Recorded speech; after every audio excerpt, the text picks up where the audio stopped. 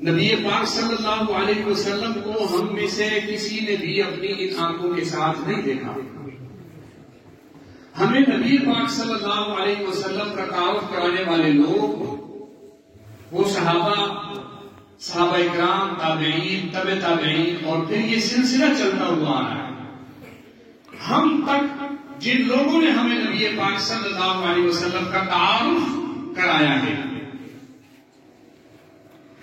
جس طریقے سے ہم نبی پاک صلی اللہ علیہ وسلم کو نہیں دیکھا، ہم نے صحابہ اکرام کو بھی نہیں دیکھا، ہم نے تابعین کو بھی نہیں دیکھا، ہم نے تبع تابعین کو بھی نہیں دیکھا، ہم نے ان کے بعد آنے والے کسی بزرگ کو 15 صدیاں گزر گئی، ہم یہ سلسلہ چلتا ہوا آ رہا ہے، لیکن ہمیں جن لوگوں نے تعارف کرایا نبی پاک صلی اللہ علیہ وسلم کا، یہ وہی لوگ تھے جنہوں نے اپنے بڑوں سے نبی کا جو تعارف سنا وہ تعارف آ کر ہمیں بتایا. صحابہ نے نبی کو دیکھا، تابعین کو بتایا، تابعین نے دیکھا، تبع تابعین کو بتایا، انہوں نے ائمہ مجتہدین کو بتایا، انہوں نے آگے محدثین و مفسرین کو بتایا، انہوں نے اکابر اولیاء کرام کو بتایا، انہوں نے پیران طریقت کو بتایا، انہوں نے حضرت شیخ عبد القادر جیلانی کو بتایا، انہوں نے یہ سلسلہ چلتا رہا. یہ سلسلہ جو ہم تک پہنچا، ہمیں آ کر جن لوگوں نے نبی پاک صلی اللہ علیہ وسلم کا تعارف بتایا انہیں علماء دیوبند کہا جاتا ہے. دین نام ہے سند کا، لولا الاسناد لقال من شاء ما شاء. اگر دین میں سند نہیں ہوتی، ہر بندے کے منہ میں جو آتا وہ کہتا پھرتا، اسے کون پوچھتا تم نے کہاں سے سنا؟ یہ 10 محرم کی تاریخ تھی.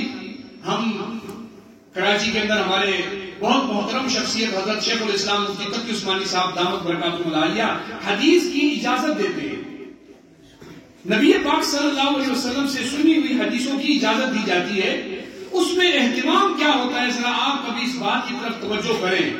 ایک حدیث نبی پاک صلی اللہ علیہ وسلم نے ایک صحابی کو سنائی تھی، تو آپ نے حدیث سناتے ہوئے ان کو ہاتھ ملایا تھا. وہ سلسلہ آج بھی موجود ہے. وہی حدیث سناتے ہوئے ہمارے استاد ہم سے ہاتھ ملا کے ہمیں حدیث سناتے ہیں. اگر ایک حدیث نبی پاک صلی اللہ علیہ وسلم نے صحابی کو سنائی تھی اور وہ اس پر نبی پاک صلی اللہ علیہ وسلم مسکرائے تھے، آج تک یہ سنت نبی کی باقی ہے کہ وہ حدیث ہم تک پہنچتی ہے تو ہمارا استاد وہ حدیث سناتے ہوئے مسکراتا ہے. یہ نہیں کہ نبی کی صرف حدیثیں محفوظ ہوئی ہیں، نبی کی صرف جو ہے وہ قرآن کی صرف آیتیں محفوظ ہوئی ہیں، ایسی بات نہیں. نبی کا وہ عمل بھی محفوظ کیا ہے جو صحابی نے نبی سے وہ حدیث سنتے ہوئے جو نبی نے جو سیرت اپنائی تھی وہ سیرت بھی آج موجود ہے. آپ دنیا کے کسی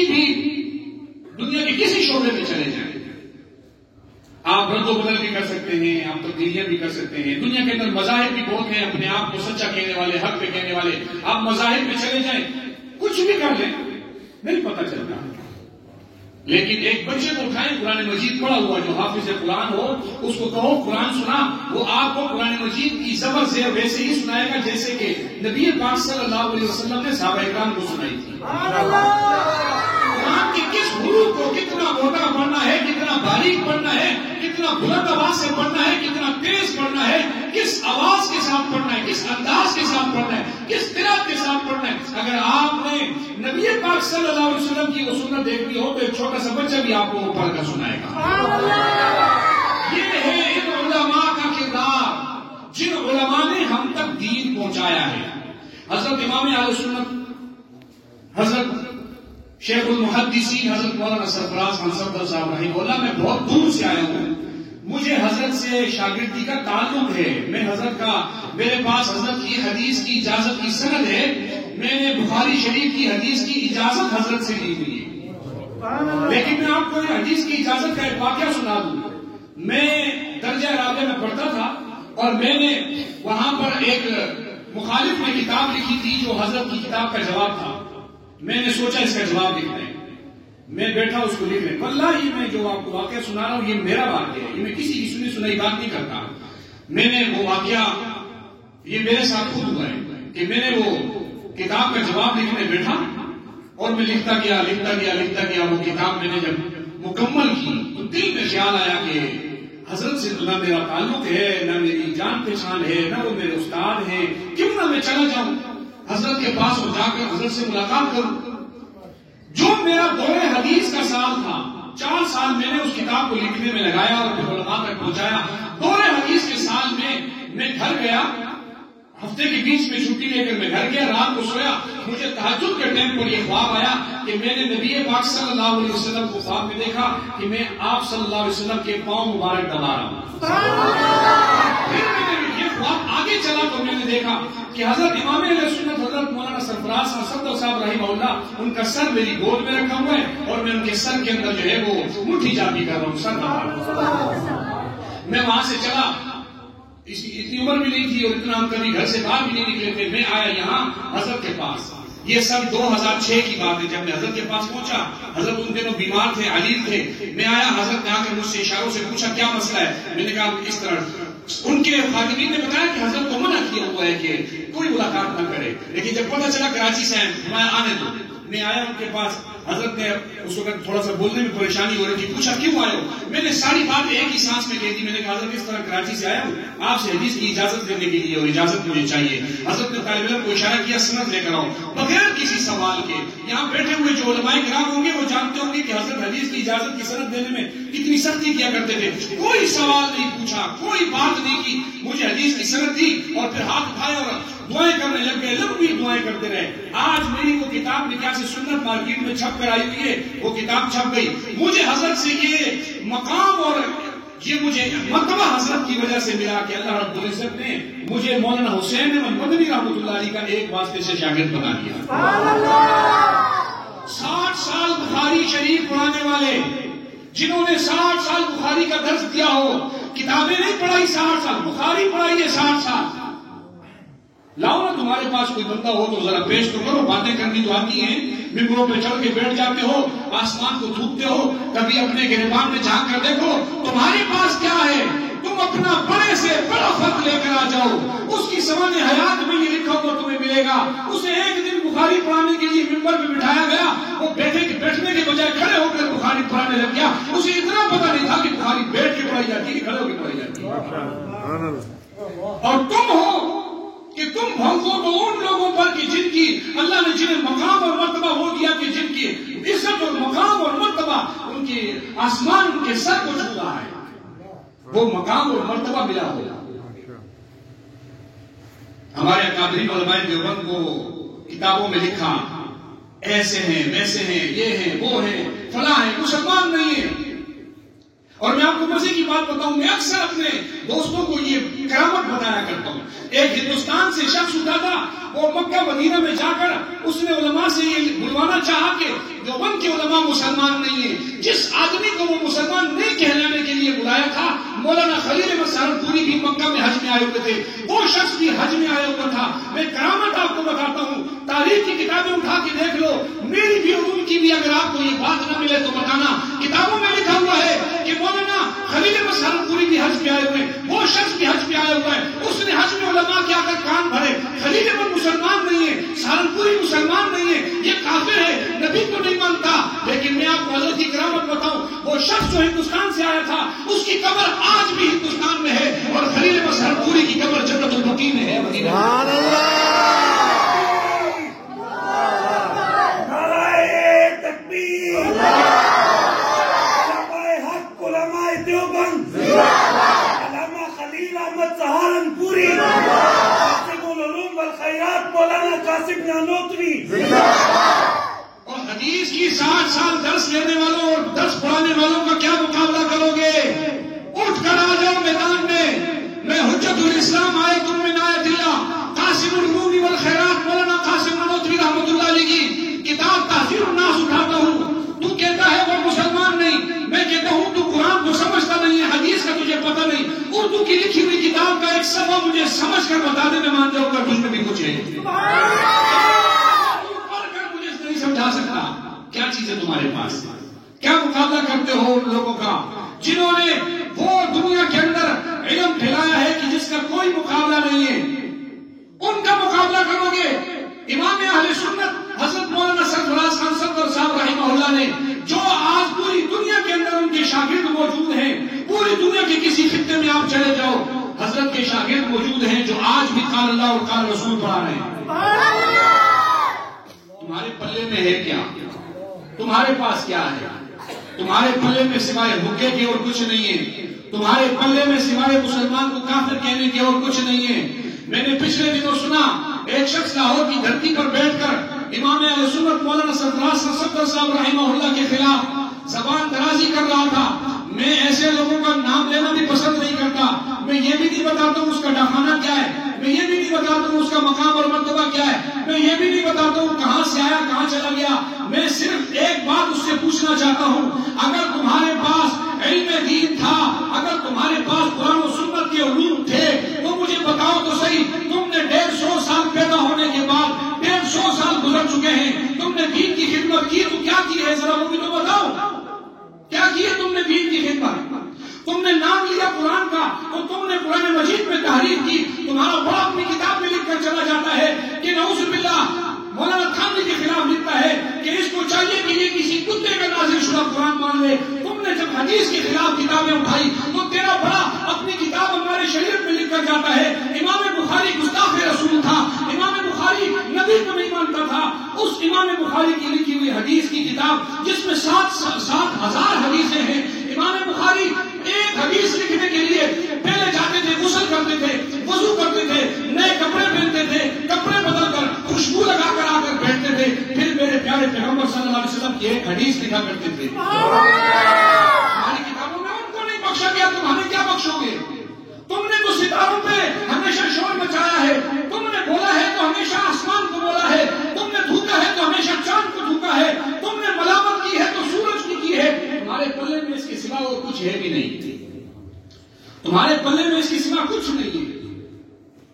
وہ ان کا ایک بڑا تھا، میں اسی لیے یہ بتا رہا ہوں کہ امام اہل سنت مولانا سرفراز صفدر صاحب رحمہ اللہ کی تفسیر قرآن کی کتاب ذخیرۃ الجنان اٹھا کے دیکھ لو، حضرت نے تفسیر پڑھائی ہے اور کئی سال حضرت نے درس میں تھوڑی تھوڑی تفسیر پڑھائی، آج وہ کئی جلدوں میں چھپ کر آئی ہے۔ ان کے بڑے کو کسی شاگرد نے کہہ دیا حضرت آپ بھی تو قرآن کا ترجمہ لکھیں، وہ کہنے لگا میرے پاس ٹائم نہیں ہے ترجمہ لکھنے کا۔ وہ تیرے پاس ٹائم کس چیز کا ہے؟ قرآن کا ترجمہ لکھنے کا تیرے پاس ٹائم نہیں تو ٹائم کس چیز کا ہے؟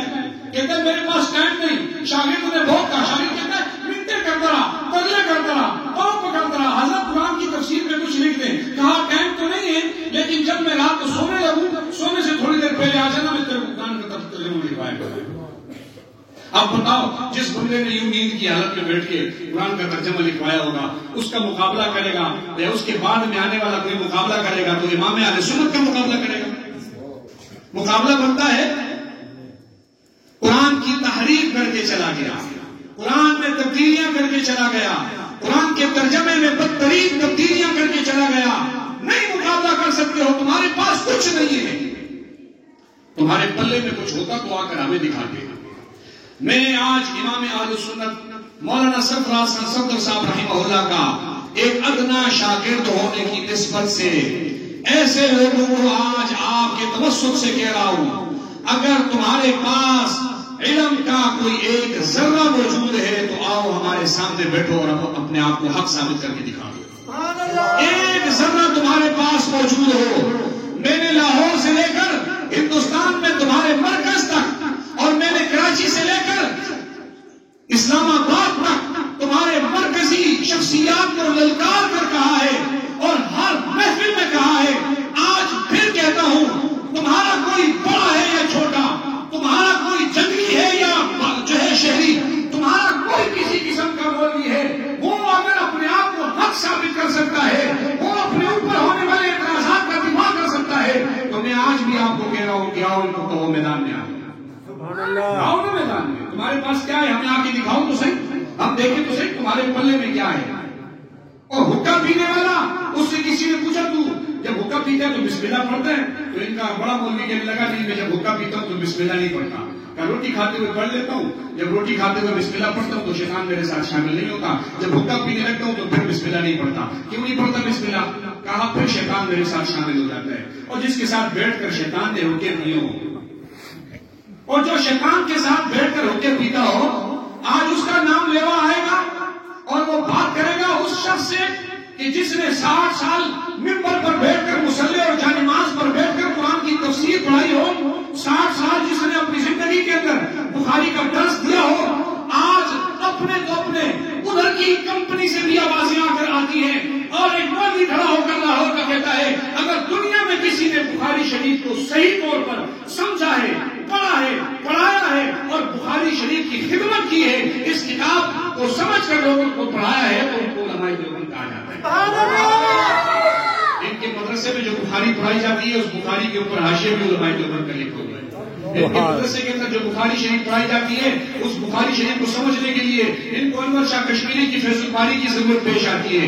ان کے مدرسے میں جو بخاری پڑھائی جاتی ہے وہ پڑھائی کیا جاتی ہوگی بہرحال، لیکن جیسی جیسی پڑھائی جاتی ہے اردو کی انوار الباری اٹھا کر اس کے ترجمے پڑھتے ہیں۔ وہ ان کے مدرسوں میں جو پڑھا جاتا ہے وہ میرے استاد حضرت شیخ سلیم اللہ خان صاحب رحمۃ اللہ علیہ جو مولانا حسین مدنی کے شاگرد تھے، ان کو بھی اللہ رب العزت نے یہ اعزاز دیا تھا کہ جس طرح امام اہل سنت نے 60 سال بخاری پڑھائی ہے، اسی طریقے سے حضرت شیخ سلیم اللہ خان صاحب رحمہ اللہ نے بھی 60 سال بخاری کی شرح پڑھائی، 60 سال بخاری کا درس دیا ہے۔ یہ اللہ رب العزت نے ہمیں ہمارے بڑوں کو اعزاز دیا ہے۔ اولئک آبائی فجئنا بمثلہم اذا جمعتنا یا جریم المجامع۔ شاعر کہتا ہے اے میرے مخالف، آ میں تجھ کو چیلنج کرتا ہوں، کوئی چیلنج نہیں ہے تجھے، صرف ایک چیلنج ہے کہ میرے کسی بزرگ جیسا اپنا ایک بزرگ لے کر آ جا، سارا مجمع اکٹھا ہو جائے تمہارا، اور تمہارا سارا ٹولہ اکٹھا ہو جائے، تمہارا سارا مذہب اکٹھا ہو جائے، اور اکٹھا ہو کر میرے کسی ایک عالم جیسا اپنا عالم کو لے کر آ جائے۔ علماء حق، علماء دیوبند، علماء حق، علماء دیوبند، سر بکف سر بلند، سر بکف سر بلند۔ ساری زندگی جیسے نام سرفراز تھا اللہ نے اسے سرفراز بنایا تھا، نام بھی سرفراز ہے اور سرفراز ہے اور نام صفدر ہے اور دشمن کی صفوں کو چیرنے والا ہے، اور نام امام اہل سنت ہے تو کردار میں محافظ اہل سنت ہے، نام لقب امام اہل سنت ہے تو کردار میں شیخ المحدثین ہے، لقب امام اہل سنت ہے تو ان کے کردار میں امام المفسرین ہے۔ اگر ان کا لقب جو ہے امام اہل سنت ہے تو کردار ساری زندگی نبی کے دین کی خدمت ہے، ساری زندگی نبی کے دین کی خدمت کرتے گئے ہیں۔ وہ مولوی کہتا ہے کہ مرتے ہوئے یہ ہوا تو جیتے ہوئے یہ ہوا، اور جا کراچی کے اپنے اوقاریوں کو جا کر دیکھ لیں تجھے بتا دیں گے، اور تیرا کراچی کے اوقاری کی شکل بھی کوئی نہیں دکھاتا تھا، جا ذرا پوچھ کہ تم نے مرتے ہوئے اس کو شکل اس عوام کو کیوں نہیں دکھائی تھی، ذرا بتا تو صحیح۔ اور یہاں لاہور میں ایک شخص نے بادشاہی مسجد کے دروازے میں بیٹھ کر اذان کو کہا تھا سوروں کی اذان ہے، 3 دن اس کی لاش کو رکھا، کہتے ہیں حضرت کی لاش کو 3 دن ہم نے رکھا۔ میں نے کہا لاش کھلے عام کیوں نہیں رکھی، تم نے لاش کو تابوت میں کیوں بند کیا؟ اگر تمہارے شیر سے بدبو نہیں آتی تھی تو کھول کر رکھتے نا، عوام بتاتی تمہیں کہ تمہارا شیر دوست دیے میں چلتی ہے، وہ بتا دیتی کر کے تو دکھاتے، تم اپنی شکلیں کو کسی کو نہیں دکھا سکتے ہو، اور تمہاری جو ہے وہ زبانیں کھلتی ہیں تو امام اہل سنت کو کھلتی ہیں، تمہاری زبانیں کھلتی ہیں تو شیخ المحدثین کو کھلتی ہیں۔ یہ ہمارے اکابر ہیں جنہوں نے ساری زندگی دین کی خدمت کی ہے۔ یاد رکھو میں نے اپنی زندگی میں کبھی تقریر میں بیٹھ کر علماء دیوبند کے فضائل نہیں سنائے۔ کیوں نہیں سناتا؟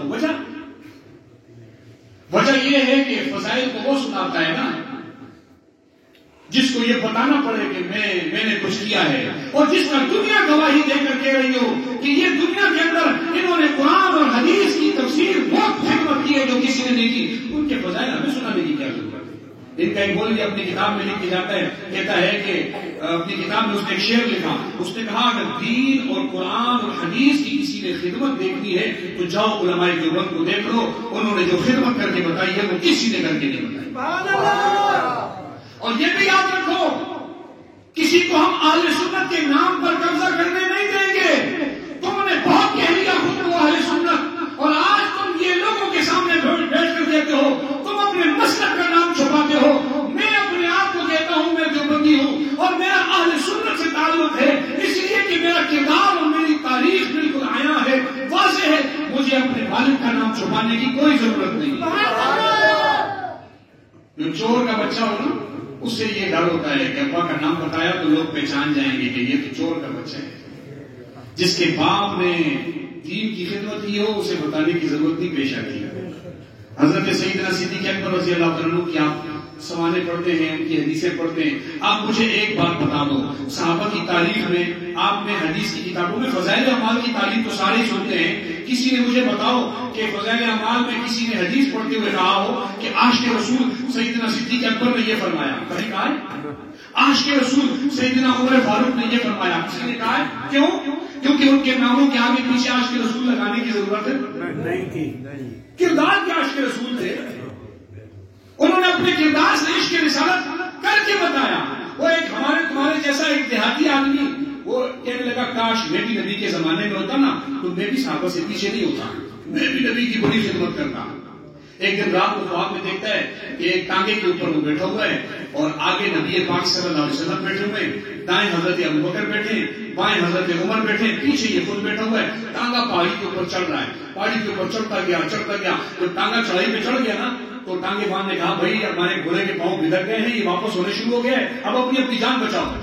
اس نے کہا کہ اس ٹانگے پہ تو نبی علیہ السلام بیٹھے ہوئے, شیخین بیٹھے ہوئے, ابو بکر عمر بیٹھے, انہیں نقصان ہوگا, بھاگوں کو پتھر اٹھاؤں ٹائر کے نیچے دوں تاکہ نبی علیہ السلام کی حفاظت ہو جائے. وہ کہتا ہے خواب میں دیکھتا ہوں, میں بھاگا پتھر اٹھانے کے لیے, ادھر دیکھوں ادھر دیکھوں, پتھر نہیں ملا, بڑی دور سے ایک پتھر مجھے ملا, میں بھاگ کے آیا ٹائر کے نیچے دینے کے لیے. جب میں قریب ہوا تو دیکھا کہ ایک ٹائر کے نیچے ابو بکر نے سر کیے ہوئے, ایک ٹائر کے نیچے فاروق اعظم نے سر کیا.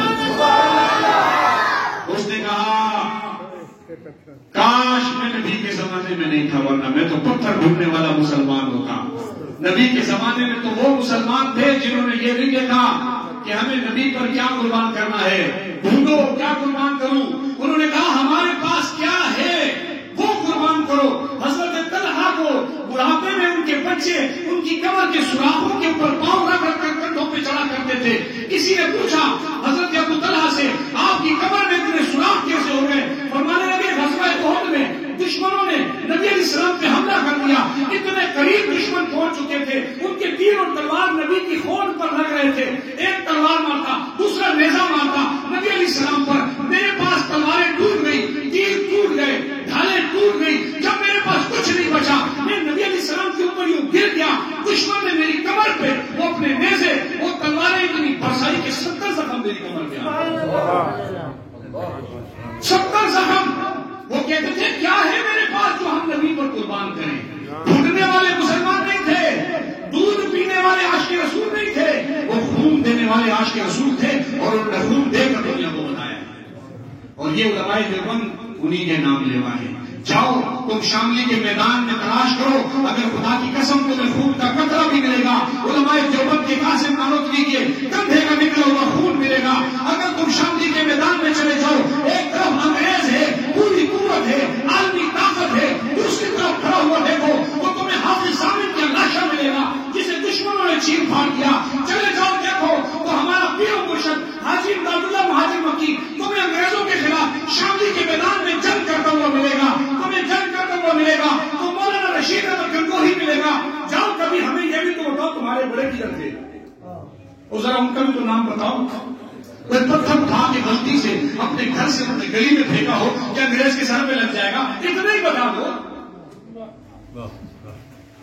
کہتا ہے ہمارا بڑا بھی تو انگریز کے بڑے خلاف تھا, کتاب میں لکھا ہوا ہے. کہتا ہے ہمارا بڑا بھی انگریز کے بڑے خلاف تھا. میں نے کہا کیا؟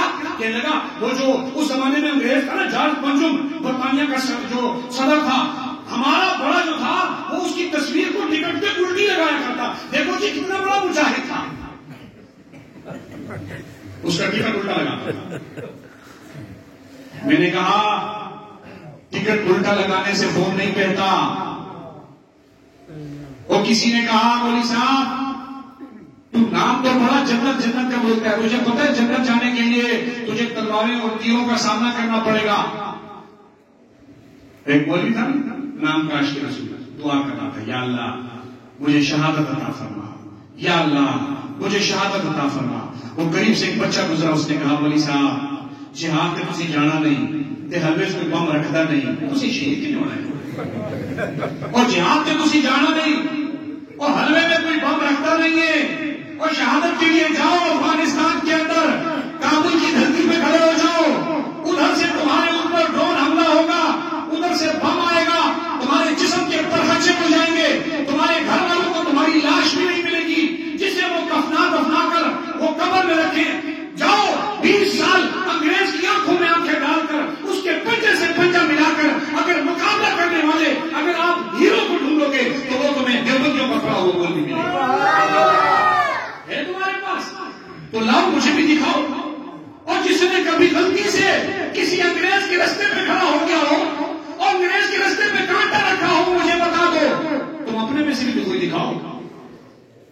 کون ہے وہ لوگ جنہوں نے آج پوری دنیا کے اندر اپنا خون بہا کر بتایا ہے؟ کہتا ہے مودی صاحب جنت میں تو جانے کو بڑا دل کرتا ہے، شہید ہونے کو تو بڑا دل کرتا ہے، لیکن سنیں ظالم جان سے مار دیتے ہیں۔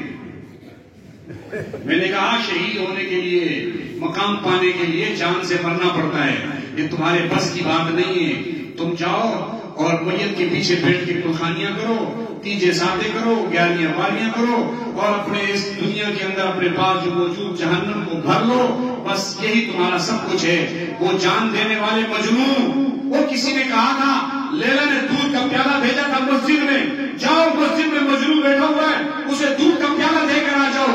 اور شخص نے دروازہ کھٹکھٹایا، اندر سے ایک شخص نکلا، مجنون مسجد کے کونے میں بیٹھا ہوا تھا، کوئی اور آ گیا، کہا جی کیا بات ہے؟ کہا جی لیلا نے مجنون کے لیے دودھ بھیجا ہے، مجنون کی طرح۔ اس نے کہا لیلا لاؤ مجھے دو۔ پھر دودھ کا پیالہ لیا اور پی لیا۔ دوسرے دن لیلا نے ایک اور پیالہ بھیجا، پھر اس کو پتا چل گیا یہی پیالہ دودھ کا یہی آتا ہے۔ اب اس نے دروازے پہ کھڑے ہونے شروع کر دیا، جیسے دودھ کا پیالہ ہے وہ پی جائے، جیسے پیالہ ہے پی جائے۔ ایک دن لیلا نے اپنے اس نوکر کو کہا یہ کیا ہو رہا ہے؟ مجنون دودھ پیتا ہے، کوئی پیغام شیغام نہیں، کوئی آگے پیچھے کچھ نہیں، کوئی بات نہیں، یہ کیا ہے؟ جا آج اس کا امتحان دیکھ رہا۔ دروازہ کھٹکا، وہ شخص باہر نکلا، ہاں جی دودھ کہاں ہے؟ اس نے کہا بھائی آج دودھ نہیں ہے، آج لیلا نے اپنے ایک سورج بھیجی ہے اور کہا ہے مجنون کو بولو خون نکال کر دیجیے۔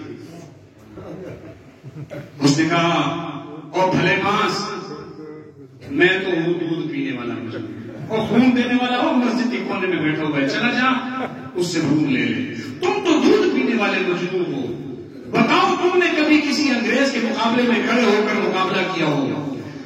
شیخ الہند مولانا محمود الحسن دیوبندی رحمۃ اللہ علیہ یہ کون ہے؟ یہ وہ شخص ہیں جو امام اہل سنت کے استاد مولانا حسین احمد مدنی کے بھی استاد ہیں۔ انگریز کی جیل میں 2.5 سال مولانا حسین احمد مدنی اپنے استاد شیخ الہند کے ساتھ رہے، مالٹا کالا پانی کی جیل میں 2.5 سال رہے۔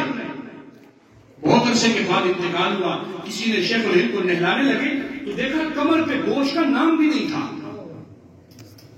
پوچھا شاگرد سے، پوچھو مولانا مدنی سے، آپ کے استاد کی کمر پہ گوشت کیوں نہیں ہے؟ اس نے کہا استاد نے مجھے وعدہ کیا تھا کہ میں زندگی میں کسی کو مت بتانا، آج بتاتا ہوں۔ استاد جی کو جب انگریز پکڑ کے لے گئے نا تو سارا دن استاد جی کو وہ لوگ الٹا لٹا کر اور سیخیں گرم کر کے ان کی کمر سے گوشت مارا کرتے۔ شاملی کے میدان میں لڑنے والے یہ لوگ تھے۔ فرمایا اسی لیے کمر پر گوشت نہیں، انگریز ان کی کمر سے گوشت اتارا کرتا تھا اور رات کو یہی شیخ الہند بیٹھ کر ایک کاغذ کے اوپر قرآن کی ترجمہ اور تفسیر لکھا کرتا تھا۔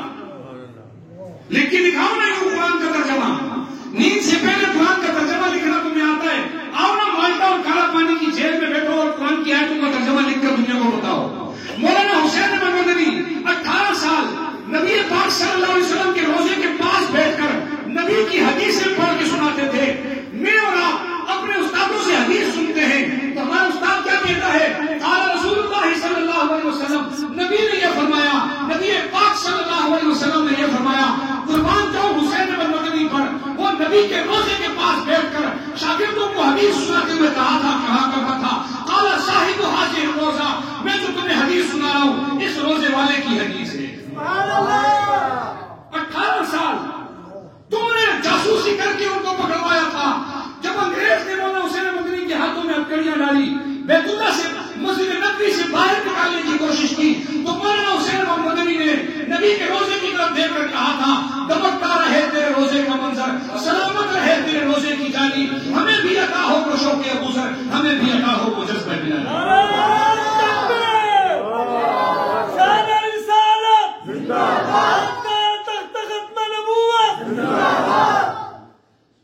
میں یہ باتیں آپ حضرات کے سامنے کبھی نہ کرتا، نہ مجھے ان باتوں کا شوق ہے، لیکن کبھی کبھی آئینہ بھی دکھانا پڑ جاتا ہے۔ ان کے مجموعوں کے اندر ختم نبوت کے نام پر نکالی جانے والی ریلیوں میں یہ باتیں کی گئی ہیں۔ میرے پاس ایک بات کا ثبوت موجود ہے، کتابیں اور رسائل پڑھنے والا ہوں اور الحمدللہ دلیل کی بنیاد پر بات کرتا ہوں۔ میرے پیچھے میرے اکابر علماء دیوبند کھڑے ہیں، میرے قدم ایک مضبوط دیوار کے پاس ہیں، میں ایک مضبوط بنیاد رکھنے والا ہوں۔ میں جو بات کروں گا دلیل کی بنیاد پہ کروں گا۔ ان کے مجموعوں کے اندر کھڑے ہو کر ادھر ان کے مولوی بیٹھے، ادھر ان کے اسٹیٹ سیکرٹری کھڑے ہو کر کہتا ہے میں کہ نبی نے کہا تھا اب میرے بعد علماء اور نبیوں کی طرح ہوں گے۔ وہ کہتے ہیں کہ کسی نے نبی دیکھنا تو یہ مولوی بیٹھے ہوئے دیکھ لو۔ ان کی جلسوں میں یہ باتیں ہوئی ہیں، ثبوت میرے پاس موجود ہے۔ بتاؤ یہ کیا تھا؟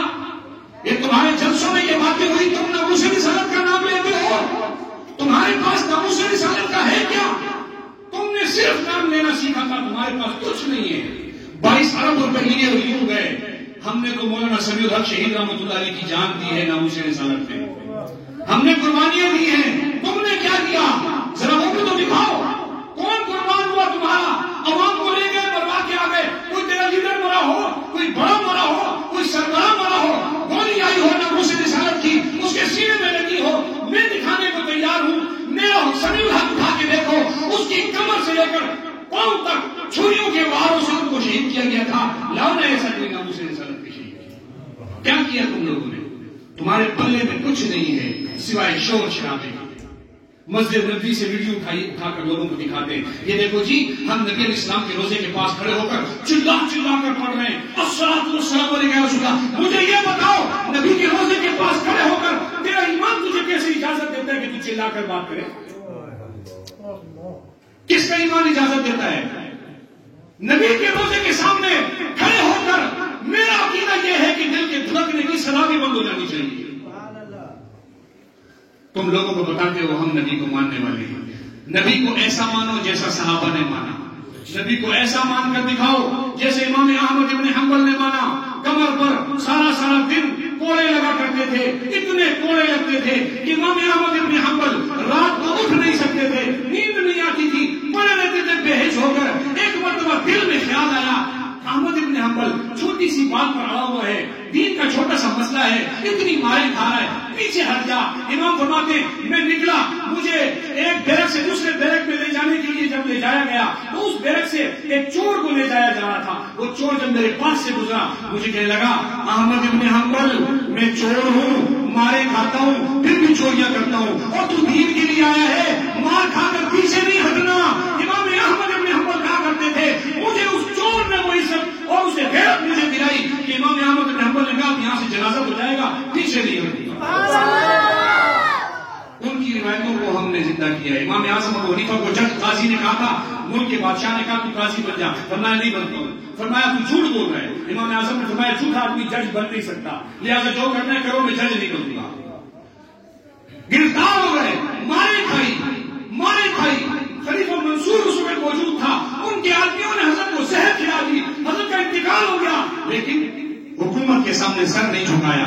تم بھی تو ہمیں کوئی ایسا بندہ دکھا دو نا جو اس طرح کا ہو، کوئی ایک فرد تو دکھا دو جس نے انگریز کے مقابلے میں کھڑا ہو، وقت کے دجال کا مقابلہ کیا ہو۔ تم نے بمبئی کے اندر، انڈیا کے اندر صوفی کانفرنسیں کر کے امریکہ سے پیسے لیے، ثبوت میرے پاس موجود ہے۔ تم نے فیصل آباد کے مولویوں نے امریکی ایمبیسی سے $36,000 لیے، ثبوت میرے پاس موجود ہے۔ تم نے چیچنیا میں صوفی کانفرنس کی، پیسے لیے، دیوبندیوں کے خلاف ریلیاں نکالنے کے، جلوس نکالے، امریکہ سے پیسے لیے، ثبوت میرے پاس موجود ہے۔ کتاب میں دکھاؤں گا، مولوی تیرا ہوگا، تو اپنے مولوی کی کتاب پڑھ کر دیکھے گا، اس میں لکھا ہوا ہوگا کہ تیرے مولویوں کو امریکہ نے اس لیے پیسے دیے تھے کہ دیوبندیوں کو خلاف تقریر کرے۔ تمہارے پاس ہے کیا؟ تمہارے پلے میں کیا ہے؟ تمہارے ہاتھ میں جو آیا تم نے اس کا بیڑا غرق کیا، دین کا جو حصہ تمہارے پاس آیا تم نے اس کا بیڑا غرق کر دیا۔ سارا دین تمہارا وہ پلیٹ سے شروع ہوتا ہے اور کانسے پہ ختم ہو جاتا ہے، حلوے سے شروع ہوتا ہے اور بریانی پہ ختم ہو جاتا ہے۔ سارے تمہارے دین کا خلاصہ یہ ہے، خون دے کر دکھاؤ، مقابلہ کر کے دکھاؤ، باطل کے آگے ڈٹ کر دکھاؤ، باطل کو آنکھیں دکھا کر دکھاؤ۔ میں مانوں گا تمہیں، آ جاؤ میرے ساتھ کر سے کردہ ملاؤ، امریکہ سے لڑنے جاتا ہوں، آ جانا، تو میری گاڑی کھینچنے کے لیے تو پہنچ جاتا ہے، لیکن کبھی ظالم کا مقابلہ مقابلہ کرنے کے لیے نہیں آتا. اس لیے میں آج تو صرف خراج تحسین پیش کرنے کے لیے آیا تھا اپنے استاذ کو، چونکہ میرے استاذ کا شہر ہے، میرے استاذ کی بستی ہے، میرے استاذ کا علاقہ ہے، آج ککھڑ کا علاقہ ہے. میں اس لیے یہاں آیا تھا. بڑے زمانے سے میں اس سوچ میں تھا کبھی استاد کی طرف پر حاضری کا موقع ملے. آج میں آیا ہوں صرف یہ آپ کو بتانے کے لیے کہ اگر کوئی زبان کھولنے والا امام اہل سنت پر زبان کھولتا ہے یا ہمارے کسی بزرگ پر، اسے میں ان کے بڑوں سے لے کر چھوٹوں تک، امریکہ سے لے کر بمبئی تک اور ہندوستان سے لے کر میں کراچی تک ان کے بڑے اور چھوٹے کو یہ کہتا ہوں، اگر تمہارے اندر ہمت ہوگی تو آ کر سامنے بیٹھو گے اور بات کرو گے. لیکن یہ بات میں تمہیں آج کہہ کر جا رہا ہوں، آخری بات، نہ خنجر اٹھے گا نہ تلوار تم سے، یہ بازو میرے آزمائے ہوئے ہیں. نہ تم صدمے ہمیں دیتے، نہ ہم فریاد یوں کرتے، نہ کھلتے تمہارے راز سرے بستا، نہ یوں تمہیں رسوائیاں ہوتی. وآخر دعوانا الحمدللہ. یا باطل کشت مفتی نجیب اللہ عمر